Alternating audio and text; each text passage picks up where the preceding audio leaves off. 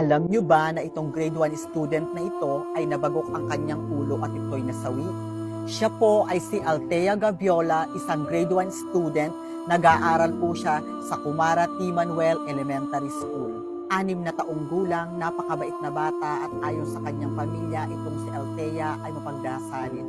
Sa hindi po sinasadya, ayon po sa report, na ang kaklase po ni Althea ay naitulak po siya at ito po'y tumama ang kanyang ulo sa lamesa. At nang makauwi nga po yung bata ay may iniinda na po na masakit daw po ang kanyang ulo hanggang sa nakatulog po ang bata. Dahil sa pangyayari pong iyon, ang teacher po ni Althea ay sinabihan po ang kanyang magulang na kung maaari ipa-check up na po ito sa ospital.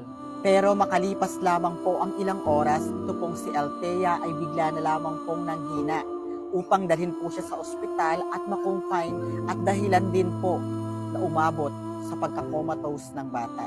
At noong September 25, 2024, tuluyan na pong binawian ng buhay si Althea.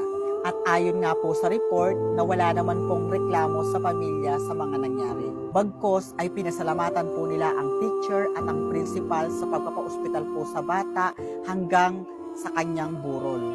Minsan, hindi po talaga natin masisisi ang mga bata, lalo na po sa kanilang kalikutan. Alam ko po mahirap mawala ng anak, pero kinakailangan po nating tanggapin. Lubos po ang pakikiramay ko po sa pamilya at rest in peace po sa bata.